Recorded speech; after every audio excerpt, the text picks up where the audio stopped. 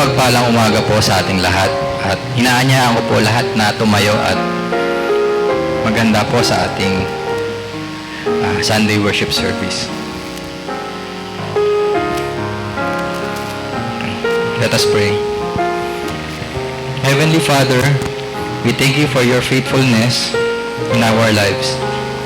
It is because of your loving kindness, care and protection that we are here. Thank you because of gathering us here today for this service. We call unto you to guide this service. Accept all our sacrifices of worship, praise and prayer. Forgive our sins so that we are acceptable before your presence. Allow your Holy Spirit to be in our midst as we start this service.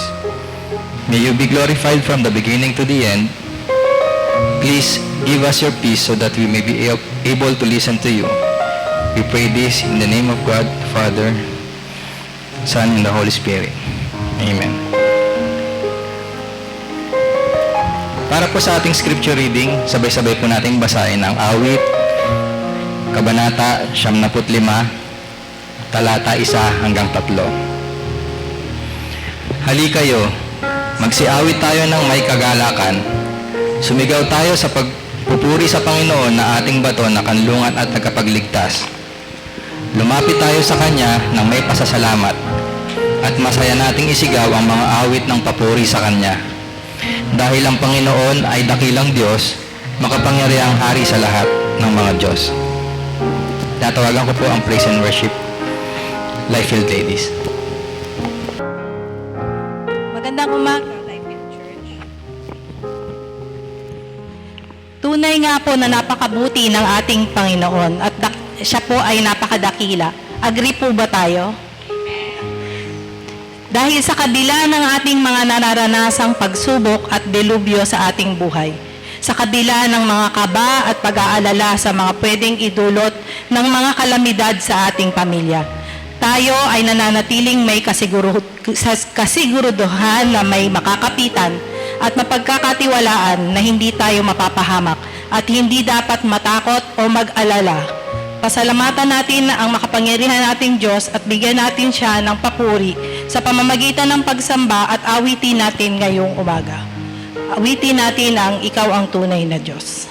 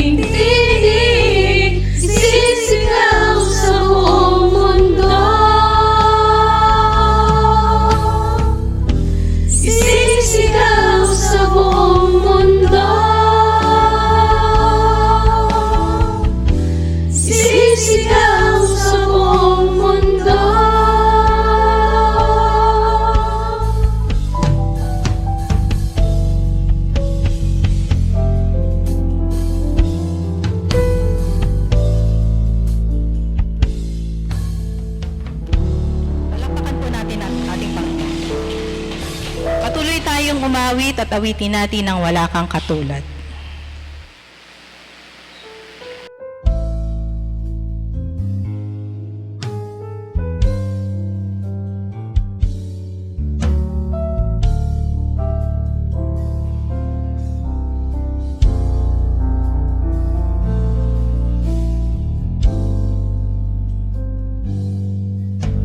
Awitin ko man lahat ng awit sa mundo, di kayang ilarawan ang kadakilaan mo. Kulang ang lahat ng tula, kulang maging mga salita upang ihayag ang kabutihan mo.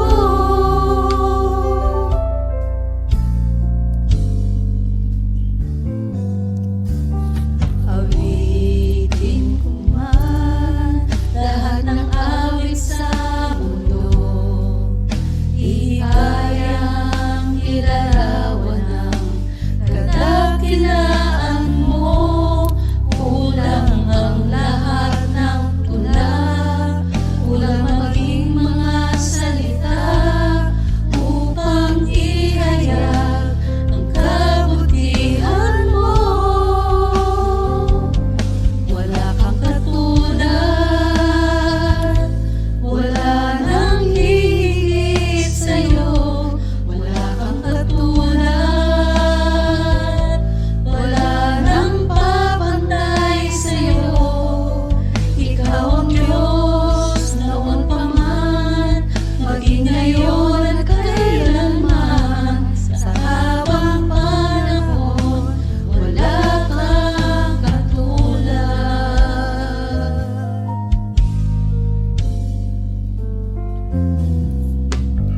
Awitin ko man lahat ng awit sa mundo, di kayang ilarawan ang kadakilaan mo. Kulang ang lahat ng tula, kulang maging mga salita upang ihayag ang kabutihan mo. Awitin ko man lahat ng awit sa mundo, di kayang ilarawan ang kadakilaan mo. Kulang ang lahat ng tula, kulang maging mga salita upang ihayag ang kabutihan mo. Wala kang katulad, wala nang hihigit sa'yo. Wala kang katulad, wala nang papantay sa'yo. Ikaw ang Diyos noon pa man,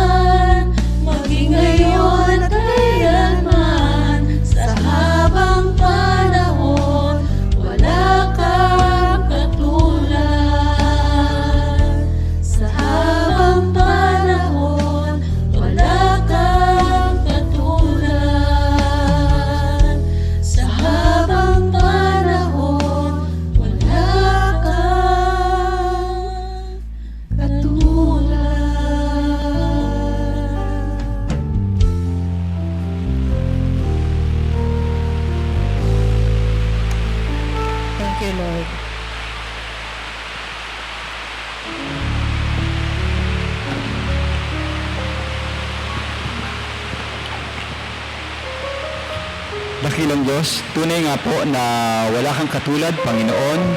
Wala kang makakahigit at wala ring makakapantay sa iyong kapangyarihan, sa iyong pagmamahal, sa iyong biyaya, at sa iyong kabuuan, Panginoon, bilang aming Diyos, aming tagapagligtas, at aming kaisa-isang Panginoon.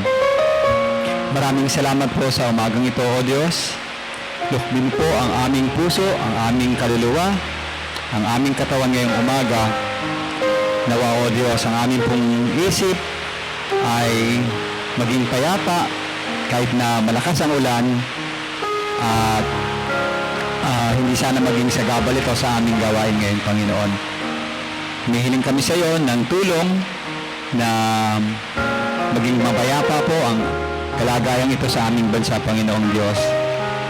At hinihiling din namin, Lord, na sana po ay hindi magtuloy ang mga bagyo na nagbabanta at mga habagat na nakambag po sa aming bayan ngayong araw na ito, Panginoon. Patnubayan mo po ang mga bumabiyahe.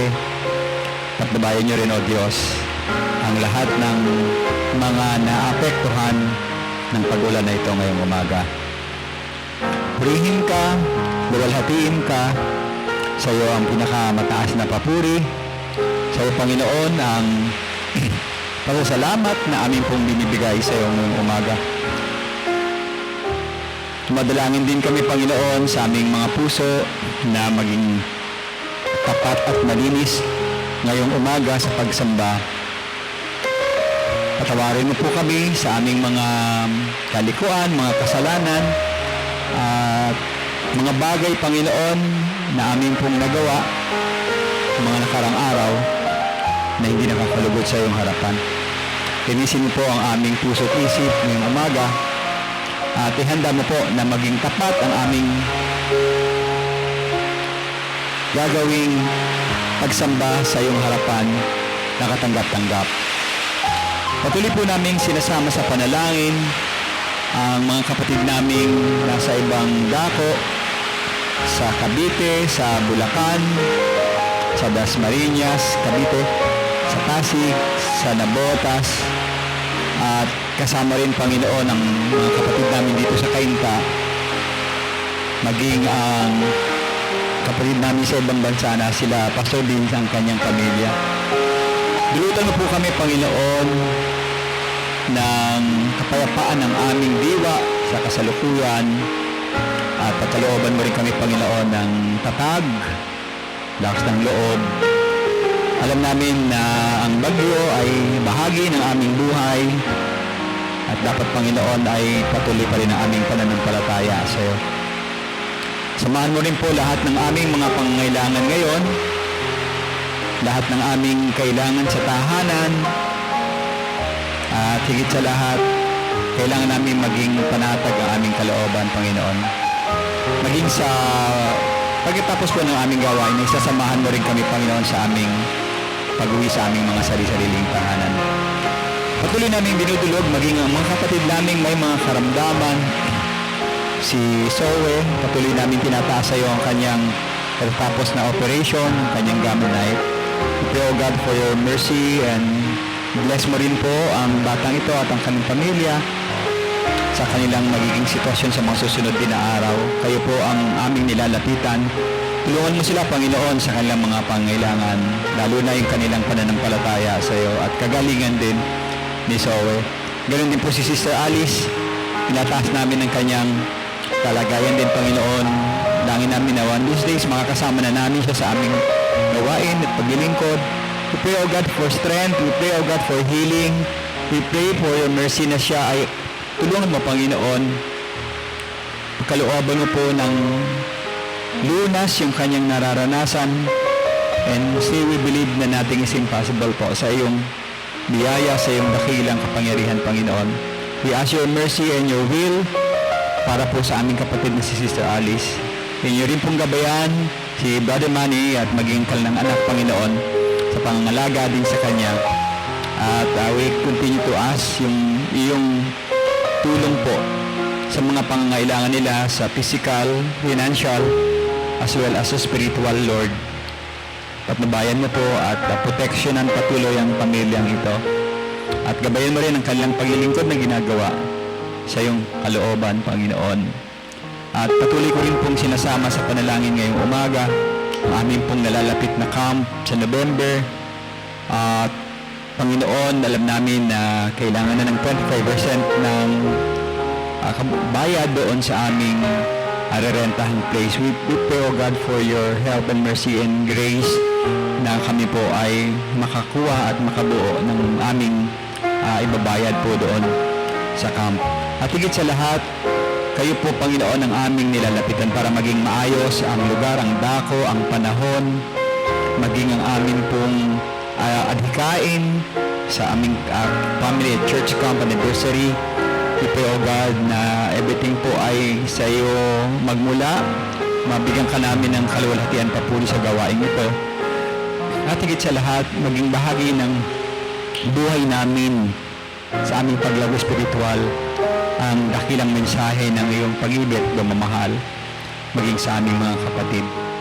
Patnubayan niyo rin po ngayong umaga si Brother Ray na magsasalita, and dalangin ko, Lord, na kayo ang pumatnubay din sa kanya at bumabay sa mensaheng kanyang ibabahagi ngayong umaga. At ang aming pong mga kapatid din ay sana makaabot po kung mayroon silang balak pa na dumako dito sa aming gawain ngayong sa pagsamba. Salamat din po sa resulta ng aking blood chem, and we pray, O God, and praise you for that wonderful result. Tulungan mo rin po ako na bukas maging maayos po ang mga irereseta ng doktor at mabigyan ako ng tamang kailangang mga medisina. Ang lahat ng ito ay hinihiling ko sa pangalan po ng iyong anak na si Jesus. Amen.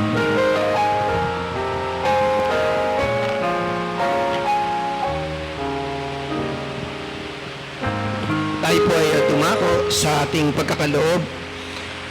Mabasa po natin sa 2 Korinto chapter 9 verse 7 to 8. Ang bawat isa ay magbigay ayon sa ipinasya ng kanyang puso, hindi nanginayang o napipilitan lamang, sapagkat iniibig ng Diyos ang masayang nagbibigay. Kaya ng Diyos na pagkalooban kayo ang masaganang pagpapala sa lahat ng bagay, upang maging masagana kayo sa lahat ng uri ng mabuting gawa, habang pinupunan ang lahat ng inyong mga pangangailangan sa tuwid. Tayo pong lahat ay manalangin. Panginoon, maraming salamat, O Diyos, sa sandaling ito. Napakarami naming dapat pagpasalamat, Panginoon. Salamat sa pagpaprovide mo sa amin sa buong linggong ito, Panginoon. Salamat sa pag-sustain sa amin ng mga financial needs, sa aming mga pangangailangan, sa mga bata, sa kanilang pag-aaral,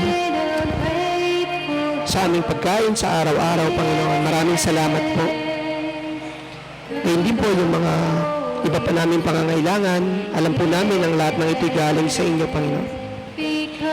We thank you, O Lord, sa pag-provide dito sa aming place ng Faith Christian School. Salamat po sa organisasyon nito, sa pagpayag sa amin na patuloy na mag-service sa daong ito. At dalangin din namin, O Diyos, yung aming mga kaloob na ibibigay sa inyo, Panginoon.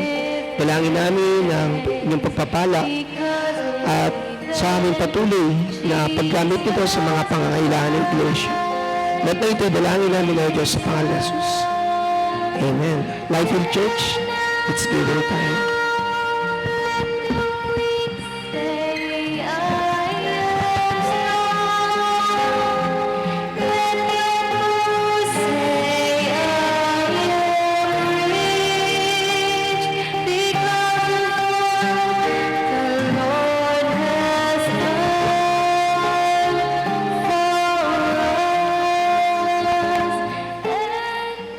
Magandang umaga po sa inyong lahat.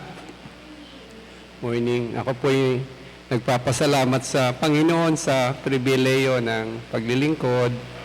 At maaaring nagulat kayo, ba't ikaw? Wala si Pastor Norman. Kung hindi nyo pa alam, sama nyo si Pastor Norman sa panalangin. Nagkaroon siya ng health issue na nakaraan. At sinisiguro lang naman natin na si Pastor Norman ay okay. Kaya sabi ko sa kanya, hindi naman ako nagmamarunong o nagmamagaling o nagmamalabida kasi habag lang talaga ng Panginoon ang pagtayo dito. Pero sabi ko, Pastor, kung pwede kitang i-relieve muna. Ako muna kaysa sa ikaw para makapagpahinga ka. So yun yung dahilan kung bakit ako ang nasa harapan nyo at hindi si Pastor Norman at kung bakit yung schedule natin ng preaching ay medyo naiba. Hindi muna natin pagpapatuloy ang Hebreo at tayo ay pupunta muna sa parable. Okay ba? So sa isang maulang umaga, ngayong araw na ito, papasalamat tayo sa Panginoon. Bawat isa sa atin, tayo nagkaroon ng pribileyo na sumamba. Salamat sa tagumpay ng Panginoon sa bawat isa sa inyo. Mas masarap matulog, di ba? At nakakatakot lumabas. Pero pinili nyo ngayong umaga, nandito tayo sa simbahan upang dakilain ang ating Diyos. So tayo ay nasa parable ngayon at makikita natin yan sa Lucas chapter 12 verse 13 to 21. Pero bago po natin buksan yung parable na yan, gaya ng ang ginagawa natin noon, ay tignan muna natin yung context kung bakit tinuro ng Panginoon bigla-bigla itong parable na ito. Magugulat kayo kasi biglang tumalon itong topic. Sa Luke 12, makikita natin na libu-libong tao ang sumusunod sa Panginoon at nakikinig sa turo ng Panginoon. Sa pagtuturo, makita natin na napakaseryosong topic yung binuksan ng Panginoon. Napakamaraming sinabi siya, pero ang pinakabuod ng tinuturo ng Panginoon, Jesus, sa mga tao na nakikinig sa Kanya, sabing ganun, libo-libo yun na ang Diyos, alam niya eksakto kung ano nangyayari sa inyo, ano nangyayari sa mundo, at ang Diyos may malasakit sa inyo. Yun yung turo ng Panginoon, yun yung konteksto. Sinabi niya sa una na may malasakit sa inyo kasi lalo na yung nagturo siya dito, yung tungkol sa pagiging mapag-imbabaw ng Pariseo. No? Kasi dalawang bagay ang kinikilusan ng bawat isa sa atin. Bagay na spiritual at bagay na material. So, maging dun sa bagay na spiritual, pinag-iingat ng Panginoon ang mga nakikinig sa Kanya laban sa mapag-imbabaw na Pariseo o mga maling katuruan. Katunayan, miski sa panahon po natin ngayon, lahat ng sektang nagtuturo, reliyon, nagtuturo na tayo ay maliligtas sa pamamagitan ng ating gawa, mali ang tuturo nila. At itong katuroang ito ang magdadala sa maraming tao sa impyerno dahil ito ay kailanman ang gawa ng tao hindi nakapagliligtas. May isang gawa ang Diyos na tanging yun lang ang makapagliligtas. Yan ay sa pamamagitan ni Kristo. Dito din sa chapter 12, makikita natin na nagturo ang Panginoon na lahat ng bagay dahil alam niya, maaaring ngayon natatago, pero isang araw magiging buong malinaw yan. No? Hindi nyo kilala si Brother Ray. Madaming sabit din yan sa buhay. Isang araw, alam ng Panginoon, ang puso natin, miski bawat isa sa atin, di ba? Kung may television kaya nakikita yung puso natin lahat ngayon, sabi mo, jahe, nakikita ng Panginoon. Ganun tayo lahat, pero sabi ng Panginoon, lahat ng bagay hahayag isang araw. Alam ng Diyos lahat. Yan tinuturo ng Panginoon dito sa mga taon, libo-libo, na nakikinig sa Kanya. Tapos sinabi niya ng Panginoon, matakot kayo, hindi lang dun sa pumapatay sa katawan, kundi yung pagkatapos yung buhay dito ay magdadala sa iyo sa impyerno. May kapangyarihan. Dapat mas matakot ka dun sa may kapangyarihan, hindi ka mailigtas at hindi ka mapunta sa impyerno.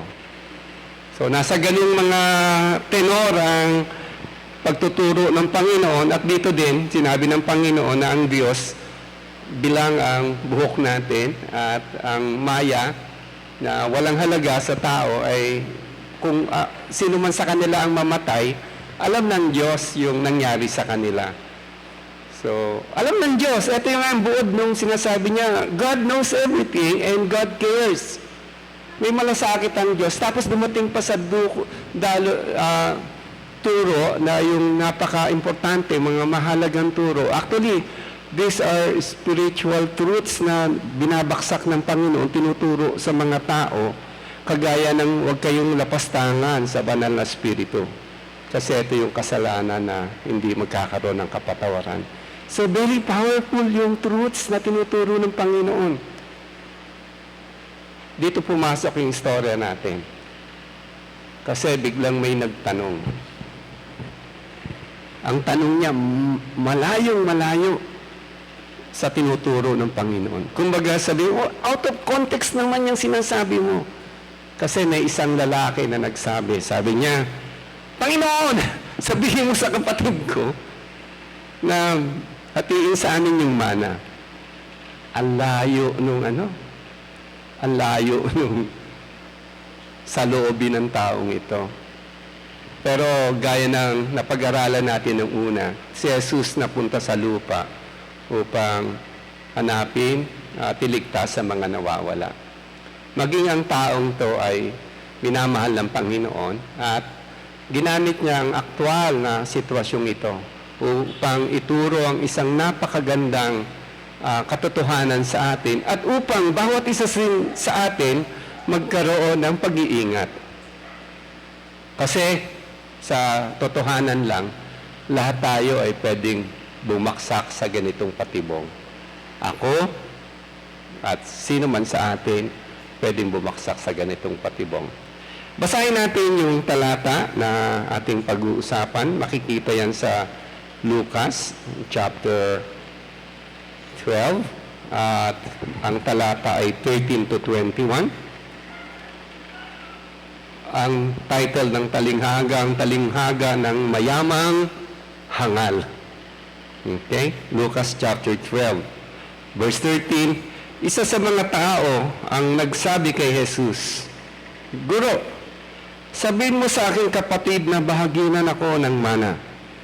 Ngunit sumagot siya, lalaki, sino ang nagtalaga sa akin na maging hukom o tagapaghati ng mana ninyo? At sinabi niya sa kanila, mag-ingat kayo at bantayan ninyo ang inyong sarili sa lahat ng kasakiman, sapagkat ang buhay ng tao ay hindi nakasalalay sa kasaganaan ng kanyang ari-arian. At sinalaysay niya sa kanila ang isang talinghaga, namumunga ng sagana ang lupain ng isang taong mayaman. Napag-isip-isip niya sa sarili, ano ngayon ang gagawin ko? Sapagkat wala na akong mapaglagyan ng aking mga inani. Sabi niya, ito ang gagawin ko. Gigibayin ko ang aking mga kamalig at magtatayo ako ng mas malalaki at doon ko iimbakin ang aking mga ani at ari-arian. At sasabihin ko sa aking sarili, marami ka ng ari-arian, nakaimbak para sa maraming taon. Magpahinga ka, kumain, uminom at magpakasaya. Verse 20, subalit, sinabi sa kanya ng Panginoon, hangal, sa gabing ito ay babawiin sa iyo ang iyong buhay. Kanino ngayon mapupunta ang iyong inihanda? Gayon nga, ang nagtitipo ng kayamanan para sa kanyang sarili, ngunit hindi mayaman sa harap ng Diyos. Dakilang Diyos, aming Panginoon, tulungan mo kami maunawaan ang iyong salita at makita namin ang aming mga sarili, masalamin po namin ang aming mga puso at tulungan mo kami, Panginoon, na hindi kami bumaksak sa patibong ng kayamanan. Mangusap ka sa bawat isa sa amin, gamitin mo ang iyong salita upang natutunan po namin ang iyong layon sa mga talinghaga aming binuksan. Ito po ang panalangin namin sa pangalan ni Jesus. Amen. Gaya ng sabi ko kanina, bawat isa sa atin, dalawang mundo ang ginagalawan natin, o dalawang dako, lugar, may spiritual, may material. At kadalasan, nababanggit ng Panginoon yung mga pagkukulang ng tao sa spiritual.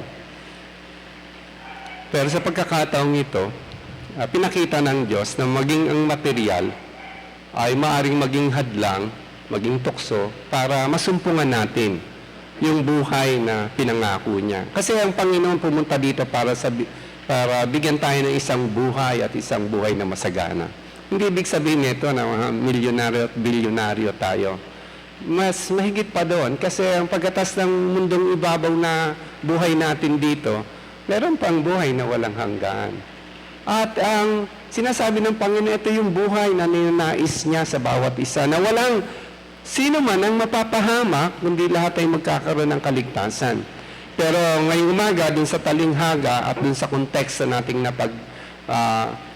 nabuksan, makikita natin na isa sa mga dahilan kung bakit ang maraming tao ay napapahamak at hindi nakakasumpong ng kaligtasan ng Panginoon, yung masyadong attraction nila dun sa bagay na material.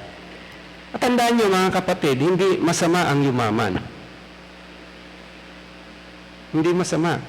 Katunayan, kung titignan nyo sa Biblia, maraming mga anak ng Diyos na sukdulan ng yaman. Si Job, ang pinakamayaman. Doon sa sabi ng banal na kasulatan. And yet, si Job ay isang taong maka-Diyos. Hindi problema sa kanya ang kayamanan. Ang problema yung kasakiman sa kayamanan. Yung attitude mo sa kayamanan. Maring ikaw nga, wala kang tinatangkilik, pero yung puso mo naman, yung isip mo, puro dun sa tinatangkilik eh. Di ba? Walang-wala ka. W ka. Walang-wala. Pero yung ambition mo, yung puso mo, pangarap mo, laging dun sa nakatuon dun sa mga bagay na material. Nakakatuwa kasing pansinin itong taong to na nangusap sa Panginoon.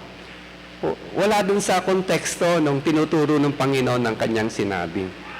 At mapapansin natin, wala siyang pakialam sa mga bagay na spiritual. Ang nasa isip niya lang, yung kayamanan. Hindi ako binibigyan ng mana nung kapatid ko. At maaaring isa sa mga nakikinig doon, kasama niya yung kapatid na nginuso niya, hindi binibigay yung mana sa kanya.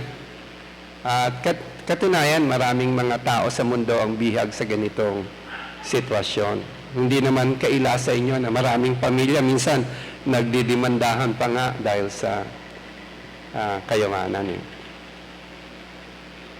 Lalo na yung mana. May kilala ako na ang dami nilang properties eh.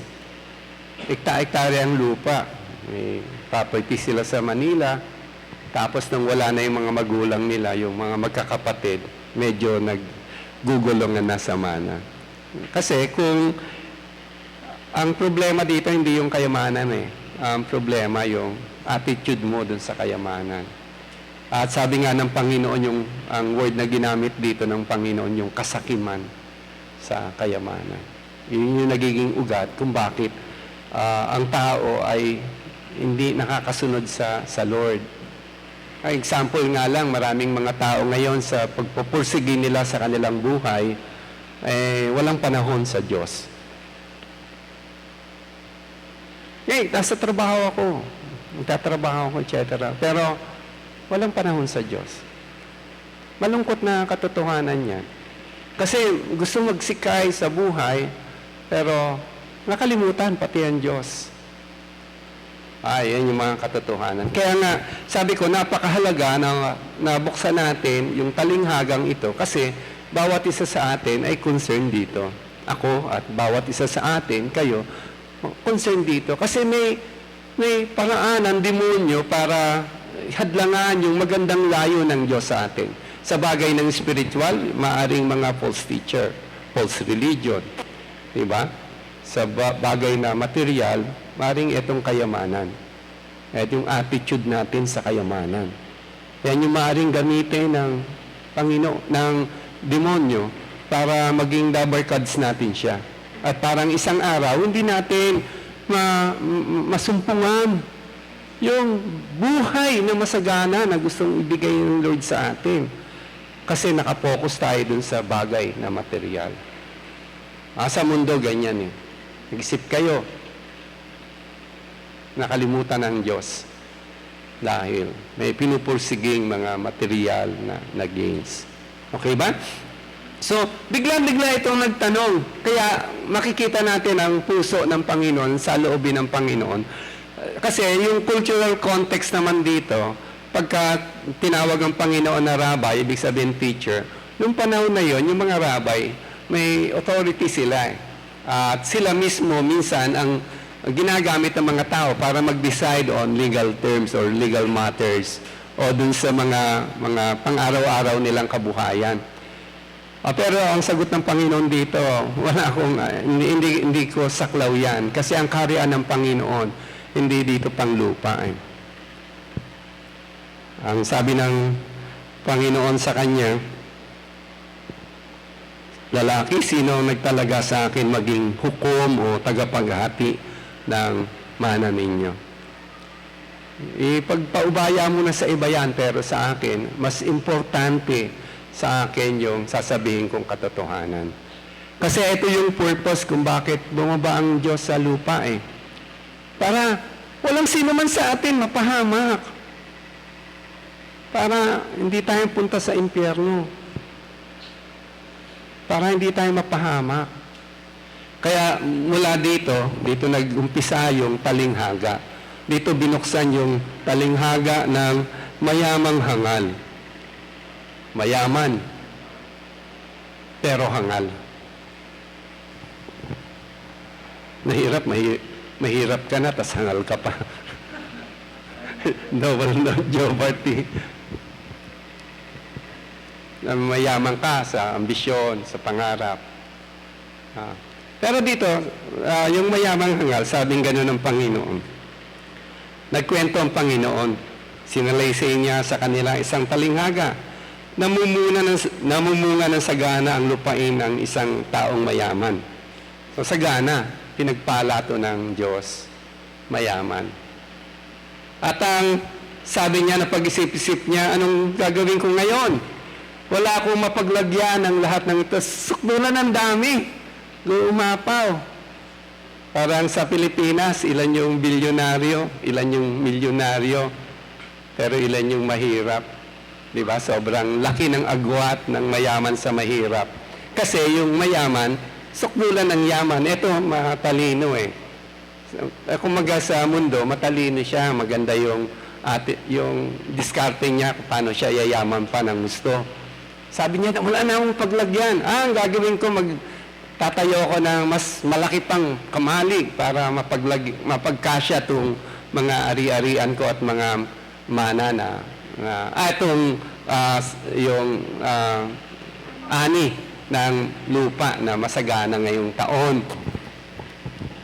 Parang nung minsan nanonood ako ng balita, sabi nung Department of Agriculture, Secretary ata yun, sabi niya, bakit ganun? Ang mahal-mahal ng bigas. Magkano ba? 53? 60? Ang computation namin, 36 lang dapat. Ba't mahal? O kasi may nag-hoard. Kaya nag-start na silang mag-grade sa mga warehouse. O nag-hoard kayo ng bigas.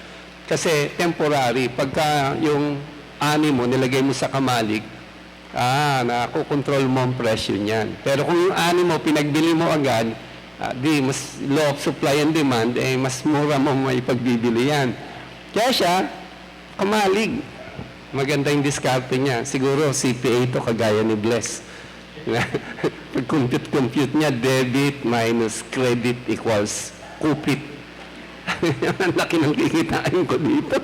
Sabi niya, ganun ang diskarte niya. Eh di, sabi niya, tatayo akong kamalig at nagkaroon siya ng conversation. At natatawa kayo dun sa conversation niya, ang kausap niya, sarili niya. Sabi niya dito, sabi niya, ito ang gagawin ko. Gigibayin ko ang aking mga kamalig at magtatayo ako ng mas malalaki at doon ko iimbaki ng aking mga ani at ari-arian. Sasabihin ko sa aking sarili. Kausap niya, sarili pa rin niya, no? Marami ka ng ari-arian nakaimbak para sa maraming taon. Magpahinga ka at kumain, uminom at magpakasaya.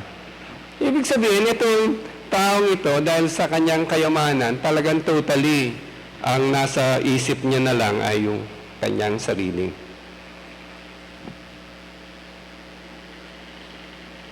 Isip niya na lang talagang sa kanyang sarili. Nagpayaman pa. Ang kanyang sarili ang mahalaga.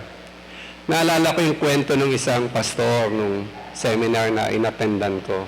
Sabi niya, sa Africa daw, may paraan yung mga Afrikano para hulihin yung unggoy, monkey.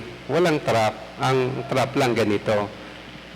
Yung coconut daw, bubutasan yung coconut. Yung kasya yung kamay ng monkey pag pinasok. At sa loob ng coconut, lalagyan ng nuts. Coconut nuts. At yung coconut na yon itatali sa puno. At pag nakita ng unggoy yon, nakita niya yung nuts dun sa loob, dudukutin niya yon. At pag dinudukot niya yon, ayun, trap na yung monkey. Kasi hindi niya bibitawan yung nuts. At pag hindi niya binibitawan, nakatikom yung kanyang kamay, hindi niya mailalabas yon at hindi siya makakatakas. Nahuli siya. Ang Panginoong Jesus, nung kanyang pangungusap, sabing ganun dito, mag-ingat kayo. Pinag-iingat tayo ng Panginoon kasi ang kayamanan, ari-arian, pera, ay pwedeng isang malaking trap sa atin ng demonyo kung hindi tayo magiging maingat sa buhay. Maring hawak-hawak natin, nandiyan dyan na ang demonyo. Hindi natin mai-release yung hawak natin hanggang natrap na tayo. Nasira yung magandang plano ng Diyos sa atin. Walang masama sa kayamanan. Pero pagka ang pursuit ay kayamanan, ay medyo mahirap maging pursuit to kasi baka malagay tayo sa maraming mga patibong ng kalaban at masira ang plano ng Diyos. Sabi ni Timoteo, ni Pablo kay Timoteo sa chapter 6, babasahin ko. Sa verse 7, wala tayong dalang anuman sa sanlibutan at wala rin tayong madadala pag-alis dito. Kaya, dapat na tayong masayahan kung tayo may kinakain at dinaramit. Ang mga nagnanasang yumaman sa anumang paraan ay mahuhulog sa tukso at sa bitag ng masasamang hangarin, magtutulak sa kanila sa kapahamakan. Sapagkat ang pag-ibig sa salapi ay siyang ugat ng lahat ng kasamaan. Dahil sa paghahangad na makamalang salapi, may mga nalayo sa pananampalataya at nasadlak sa paghihirap ng kalooban. Yung malinaw ang pahayag ng salita ng Diyos. Kaya nga, ang pag-iingat na sinasabi ni Jesus, hindi lang to para kay Pastor Norman. Para sa ating lahat. Para sa akin. Para sa ating lahat. nangangarap, nabubuhay dito sa mundong ibabaw. Maaaring hindi tayo nabihag ng mga spiritual na kamalian na magpapahamak sa atin, pero baka ang bumihag sa atin ay yung material. Maaaring yung tukso sa sanlibutan, yung kayamanan, ang siyang maging hadlang para hindi natin makamit yung kalooban ng Diyos. Kaya nga si Jesus ginamit ang pagkakataon ang tanong ng lalaki tungkol sa kanyang mana para maitawid sa atin itong mga bagay na totoo at makapag-ingat ang bawat isa sa atin. Tanda natin dito sa istorya, makita nyo yung mayaman na hangal, wala siyang inintindi kundi yung kanyang sarili. Kung titignan nyo yung outline, yung verses, bilangin nyo yung ko at akin. 3 verses lang yon yung kwento, pero nabilang ko, 12. Talagang buhay niya sentro sa sarili. Pagiging sarili. Pati ang kinakausap niya, sarili na lang niya. Wala ba itong pamilya? Wala ba itong kaibigan? Wala ba itong ka-churchmate? Puro sarili. Ayun minsan yung dapat na pag-ingatan natin. Ikaw, pagka tumanggap ka ng sweldo mo, kunyari lang kunyari, si Sandy na tumatanggap ng sweldo to, retired na. Pag tumanggap ka ng sweldo mo, paano ka nag-budget? Eto, pambili to ng ganito ko. Eto yung ganito ko. Eto yung ganito ko. Eto yung ganito ko. Puro sarili. Sa darating December, may bonus ako. Etong gagawin ko. Eto yung naka-line up Tapos maganda magsuri din tayo Diyan sa mga pinalano mo. Yung meron ba dyan para sa Diyos? Para sa mahal mo sa buhay? Para sa ibang tao? O puro sa sarili mo lang? Kasi madaling mabulag sa tukso ng kayamanan sa libutan. Ako nga, tumatayo sa harapan nyo, nanginginig ako sa takot kasi maging ako, pwedeng mabulag sa ganyang katotohanan. Maring madaya ako yung sarili ko. Hindi ko alam ang puso ko. Sabing gano'n ng Biblia, ang puso natin ay apandaya Pero maganda din sa pagsusuri natin, gawin natin practical, tignan natin yung totoong kondisyon ng puso natin, hindi lang dun sa sinasabi natin, maging dun sa ginagawa natin, dun sa actual na ginagawa. So, sa pagkakataong ito, makikita mo yung mayaman, naging hangal kasi, puro sarili niya lang ang iniisip niya. Wala siyang miski ang Diyos, nilimot niya. Kasi lahat ng kayamanan, lahat ng pagpapala, galing yan sa Lord. Praise God, from whom all blessings flow. Lahat ng pagpapala, kung anong meron tayong tinatamasa ngayon, yan ay galing sa Panginoon. Hindi lang yan dahil sa magaling kang dumiskarte, matalino ka, magaling kang magplano sa buhay. Lahat ng yan. It is God who bless us with so many things so that we could gain wealth. Pero kapag ikaw ay umayaman, tas ang Diyos nilimot mo, ay malaking bagay na kapahamakan yun. Kaya nga, it's very important for us sa church na bahagi ng worship natin yung offering yun. Kasi when we offer to God, pinapakita mo dito na you acknowledge that God is the owner of everything. At ikaw ay steward niya. Ikaw ay tagapamahala ng mayamang biyaya na pinagkaloob ng Diyos sa iyo. At ikaw hindi ka may-ari niyan. Katotohanan, paglisan mo dito, mawawala yan Wala kang madadala. Hindi ka nag-aari niyan. So napakaganda na tignan natin sa ating mga sarili para mas masuri natin ng malinaw ang antas ng takbo ng ating puso at isipan.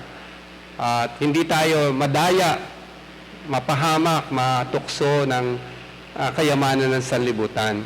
Na sa tuwina, meron tayong pagkakataon na maglingkod sa Diyos sa pamamagitan ng mga biyayang pinagkaloob niya sa atin. Amen po ba doon? Hindi tayo dapat matakot maglingkod sa Diyos sa pamamagitan ng pagbibigay.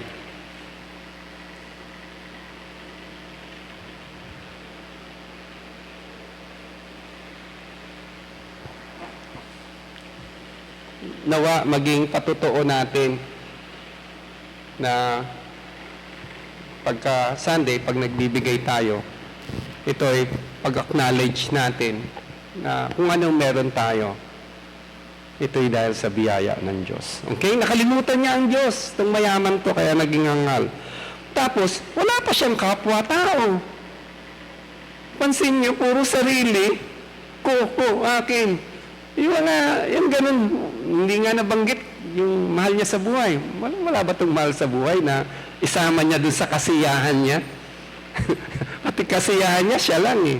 Magsasaya ako. Magpapahinga ako. Diba? Buti si Sen, pagka magti-trip, sinasama ako eh. Libre ako eh. Di ba? Di ba kaya, miski kayo din, di ba? Iniisip niyo ba na maging masaya kayo sa buhay, na kayo lang? Di ba? Iniisip mo yung anak mo, yung pamilya mo.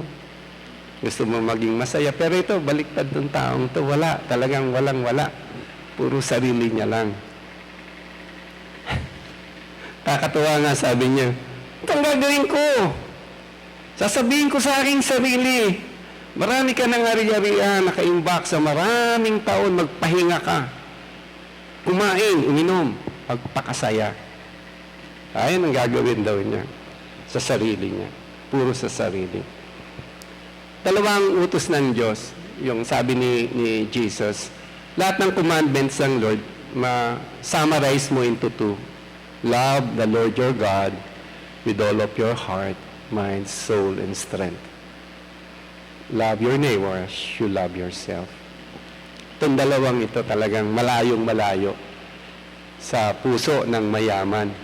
Kaya yung nagtanong, kahit anong ganda na sinasabi ng Panginoong Hesus na spiritual, mga katotohanang tinuturo niya sa mga nakikinig sa Kanya, wala pa sa atin itong taong nagtanong tungkol sa kayamanan ng walang interes sa bagay na spiritual. Walang interes sa anumang bagay. Ang interes lang puro kumita, pera, ari-arian, pagkakakitaan. At ito yung mga papahiwatig na baksak sa tukso ng kayamanan. Ang response sa kanya ng Panginoon ay, eto sabi niya, hangal ka. Kasi ngayong gabi, mamamatay ka. Pero mo, ang yaman mo, namatay ka, wala ka nadala. Naalala ko yung kwento ng isang pastor na hindi ko na ngayon sinusundan. Pero may magandang kwento siya tungkol dito. May namatay daw sa kanila, mayaman, pinakamayaman dun sa kanilang lugar. Ang bili nung namatay na to, paglilibing na siya, kasi ang daming pupunta sa libingan niya eh. Yung ataul niya, yung kamay niya nakalabas. Nakalabas, di parang weird, no? Bakit nakalabas? Kasi sabi niya para i-deklara sa lahat ng taong makikilamay, makikisama sa libing niya, na nung umalis siya, wala siyang nadala. Ganun din tayo eh, pag-alis natin dito. May mabibit-bit ba tayo? Bit-bit mo ba yung bios mo? Yung Fortuner mo? Yung bahay mo, lupa mo? Mabit-bit mo ba yan? Hindi, wala kang mabibit-bit. Mabibit-bit mo ba yung bank account mo? Mabibit-bit mo ba yung profession mo, trabaho mo? Anong bibit-bitin mo? Ano? Wala. Di ba? Napaka-importante yung katotohanan. Para sa bawat isa sa atin, wala tayong mabibit-bit. Bakit ang buong buhay mo, pinag-aaksaya mo para sa mga bagay na panglupa lang? Kaya sabi ng Panginoon, hangal ka. Hanggang dito lang. Kasi, Pagkatapos mong makamal yung kayamanan yan, hindi mo na mabibit-bit yan eh. Ang siste nga neto, baka dun sa mga naiwan mo pa, pag-awayan pa yan. Kagaya netong magkapatid na to na namatay yung kanilang magulang at yung isa nagreklamo dun sa mana. Pag-aawayan pa yan eh. Hindi naging blessing. Naging curse. Hindi naging pagpapala yung kayamanan mo pang lupa, kundi naging sumpa pa. Hangal.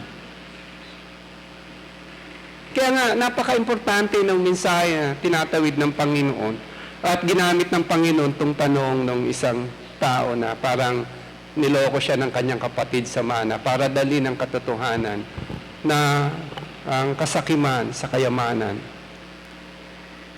ay kahangalan.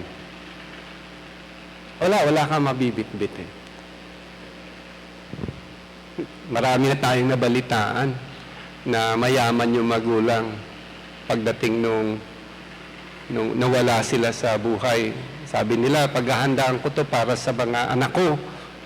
Pero nung nawala sila yung mga anak nila, nag-away-away dahil dun sa iniwan nila. Isang kahangalan. Kaya kumakatok ang Diyos sa ating mga puso, sa ating mga isipan. Maging matalino tayo sa mundong ibabaw. Kaya ang sabi ng Panginoon sa bandang huli, gayon nga ang nagtitipo ng kanyang kayamanan para sa sarili.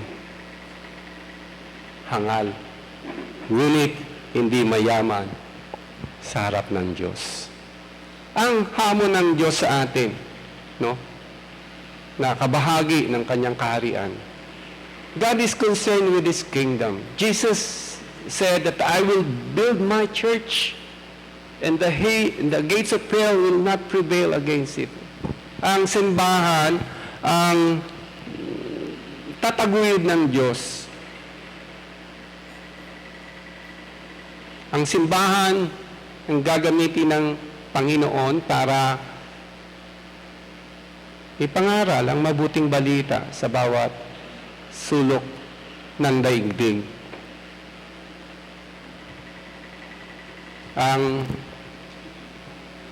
masasabi ko, isa sa mga pinakamagandang investment na meron tayo sa buhay, yung taguyod natin, yung tinataguyod ng Panginoon. Mag-invest tayo dun sa mga bagay na magtatagal for eternity. You must invest for eternity.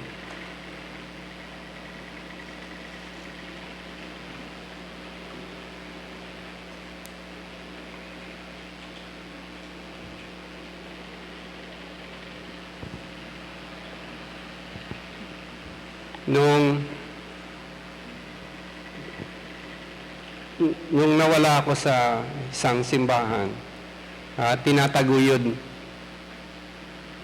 namin ina Pastor Norman, Pastor Vince, at yung mga leaders ng church noon, ang Lifefield. Nagpipray tayo. Yung sa puso ko, sabi ko, maring nawala ako dun sa isang simbahan, pero magpapatuloy ako, magtaguyod. Mag-invest ng buhay ko dun sa isang bagay na magpapatuloy. Kahit wala ka na dito. Diba? Hindi naman kailangan maging pastor ka para magpatuloy ang gawain ng Panginoon. Ang Diyos, kaya niya magtaguyod ng mga pastor. Kaya nga, sa akin, isa sa mga bagay na dapat nating maingat na pinag-i-invest ng ating mga tinatangkilik. Isa sa biyaya ng Diyos na binigay sa atin, hamon ng Diyos na binigay sa atin, yung taguyod natin ng Lifefield.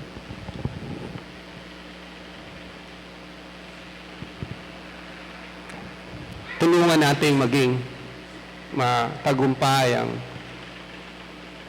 simbahang ito. Kasi isang araw mawawala tayo.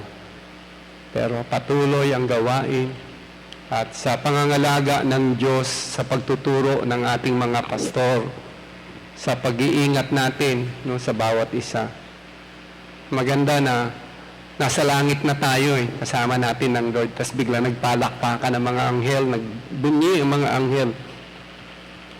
Tapos nung tinanong natin, bakit may isang taong naligtas pumasok sa life field sa pamamagitan ng turo ng isa sa mga pastor na sinuportahan at inalagaan natin dito sa life field.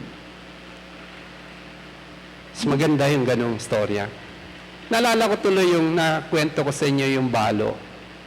Yung mahirap, nandun sa treasury ang Panginoong Jesus, nakikita niya yung mga mayayaman, nagbibigay, malalaki, ginto, pilak, maraming pera. Pero may dumating na isang balo, ang binigay 2 kusing. Walang value. Pero sabi ng Panginoon sa kanyang mga alagad, sa lahat ng nagbigay, ang balong ito ang nagbigay ng pinakamarami. Totoo nga.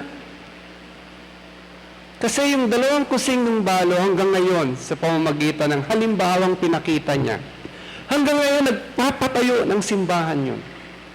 Hanggang ngayon yung 2 kusing nagpapasugo ng mga misyonaryo para mangaral dahil nahamon. Hindi mo kailangan maging mayaman para maipakita mo ng buhay mo ay kasama sa ini-invest mo sa buhay mo ay for eternity. Pag-alis mo dito, tanungin ng Lord, anong nagawa mo sa lupa? May mga kamalig ako.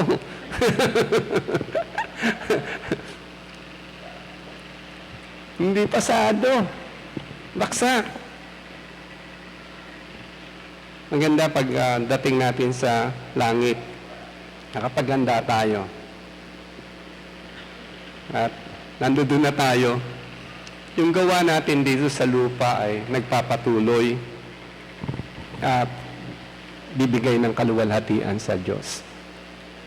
That's investment for eternity.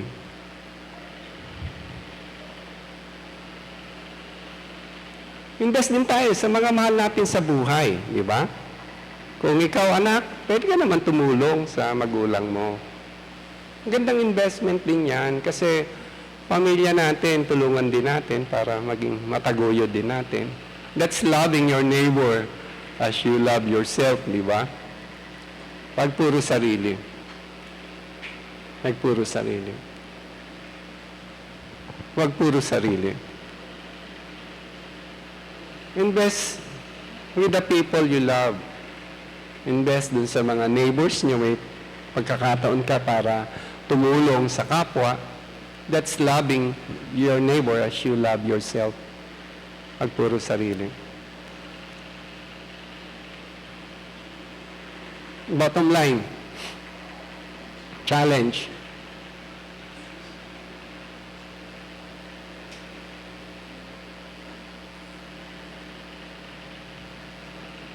Saan mo ini-invest ang buhay mo? Saan mo gustong invest ang buhay mo? Nahamon ka ba na maging mapagsuri ng sarili mong buhay at sa pamamagitan ng hamong ito? Mula ngayon hanggang sa mga susunod na araw, alam mo yung hindi ka kailanman maging bitag na kasakiman at bitag na kayamanan. At malay natin, hindi natin alam ang plano ng Diyos dahil sa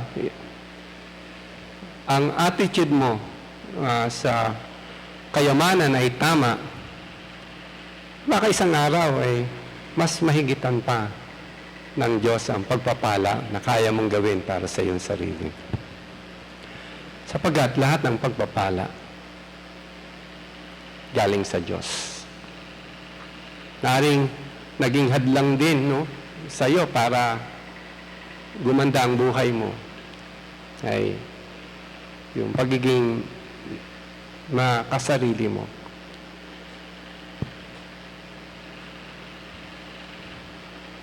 Nawa ang talata na ating binuksan at pinag-aralan ay maging patotoo sa atin hamon sa ating pang-araw-araw, mga praktikal na paggastos o pagharap sa mundong ibabaw na ang buhay natin ay it's an investment for eternity, for God's glory.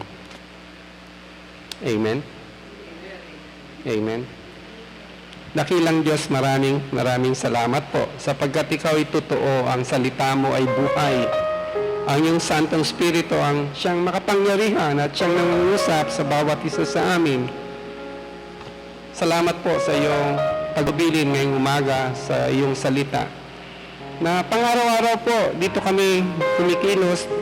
Ito po yung pinagtutuusan namin ng mga efforts namin, yung mga bagay na tutugon sa aming mga pangangailangan pang-araw-araw. Ilayo mo kami, O Diyos, sa tukso ng kayamanan. Gawin mong tama laging aming attitude kapag kami ay tumatanggap ng blessing. Ituro mo po sa amin, dakilang Diyos, kung paano ang aming gawain. Tulungan mo kami. At kung maliman po noon ang aming ginagawa patungkol sa yaman panglupa, mali ang aming attitude. O Diyos, makapangyarihan, ikaw ang nagbabago sa lahat. Tulungan mo kami magbago. Ito po ang panalangin namin sa pangalan ni Jesus. Amen. Amen. At ngayong umaga, tutuloy po tayo kasi Lord's Table. At mahal na mahal po natin si Pastor Norman. Ayaw nating King Lord's Table, sabi ko, ako nang kukuha. Rest ka lang. Pastor. Kaya ngayong umaga, may Lord's Table tayo. Ang isa sa napaka-mahalagang bagay dito sa gawain ito, wag tayong dumako, wag tayong kumuha ng tinapay at uminom ng sa kopa na hindi nakapagsulit sa ating sarili. Magsulit tayo sa ating sarili. At kung may mga nakita tayong mga kasalanan, ito yung pagkakataon na magpakumbaba tayo sa Diyos. Hindi para magmalaki ka sa Diyos, sabi mo, Lord, ayokong ngayon dahil may kasalanan ako. Hindi, dapat magkumpisal ka sa Lord. Pakumbaba ka sa Diyos at hingi ka ng tulong magbago dun sa mga naging problema o kasalanan mo. No? At ito yung pagkakataon para ma-connect natin uli ang ating sarili sa buhay na Diyos. So, ang hilingin ko lang bago kayo dumako sa lugar na ito at bago ko basahin ang talata kung saan natin kinuha ang karapatan para magkaroon ng Lord's Table, ay makapagsulit tayo sa ating mga sarili. Huwag po muna tayo salitaan sa bawat isa at bawat isa sa atin, kausapin natin ang Diyos. Tayo po ay manalangin. Dakilang Diyos, maraming salamat po sa kagandahang loob mo, sa biyaya mo sa amin. Wala pong sino man sa amin ang karapat-dapat. Wala po sa amin ang umabot sa iyong kaluwalhatian. Patawarin mo kami, Diyos, sa aming mga pagkukulang. Linisin mo po kami sa lahat ng aming karumihan. O Panginoon, tulungan mo kami magbago. Tulungan mo kami mapagtagumpayan namin ang kahinaan na madaling nagpapabaksak sa amin. Tulungan mo kami, Panginoon. Lahat ng ito'y gawain mo at naniniwala kami, anumang inumpisahan mo sa aming buhay ay matatapos sapagkat ikaw ay makapangyarihan at mapagmahal na Diyos.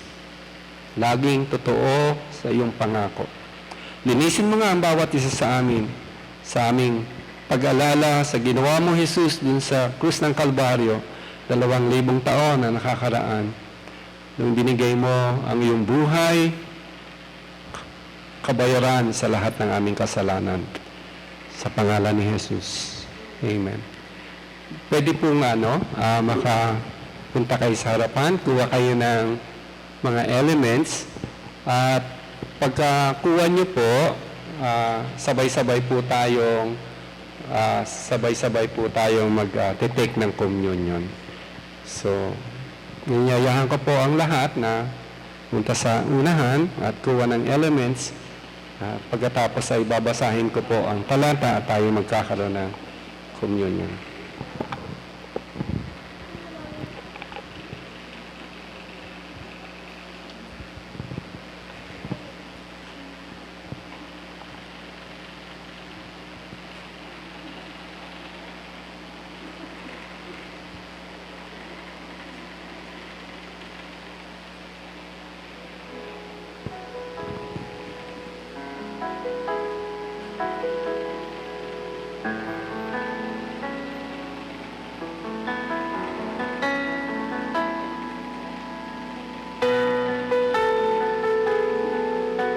Ito ang tinapay ng buhay,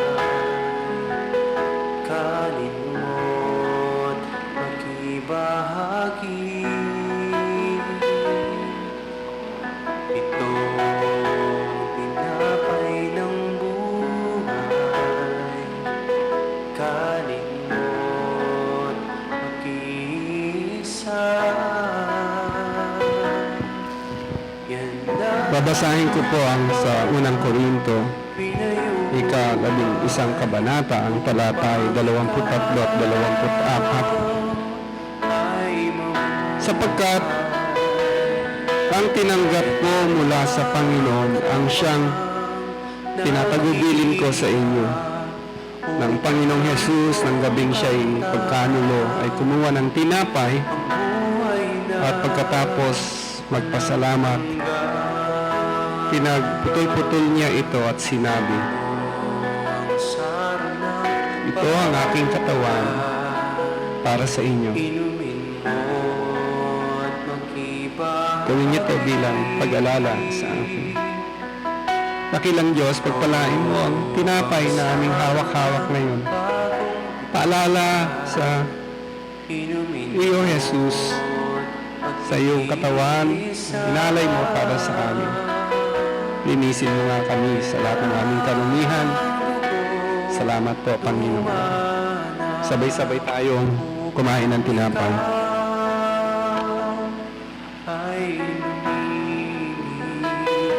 Pagpapatuloy ko ang aking pagbasa sa talatang 25 at 26. Sa gayon ding paraan ay kinuha niya ang kopa. Pagkatapos nagapunan at sinabi, ang kopang to ang bagong tipan sa aking dugo. Gawin nyo ito tuwing kayo'y iinom nito bilang pag-alala sa akin. Sapagkat tuwing kakain ninyo ang tinapay na ito at iinuman ang kopa, pinapahayag nyo ang kamatayan ng Panginoon hanggang sa kanyang muling pagdating. Dakilang Diyos, pagpalain mo po ang katas ng ubas na nagre-representa ng iyong dugo na binuhos mo doon sa Kalbaryo para kabayaran sa aming kasalanan. Salamat, Panginoon. At sa aming pag-inom ng kopang ito, ipinapahayag namin, O Diyos, sang araw, Ika'y babalik para sa amin. Salamat po, Panginoon. Sabay-sabay po tayong minum sa kopa. Salamat, O Diyos, sa iyong kapurihan. Minamahal po namin kayo sa lahat ng biyaya na tinanggap namin. Napakabuti mong Diyos. Ito ang panalangin namin lahat sa pangalan ni Jesus. Amen.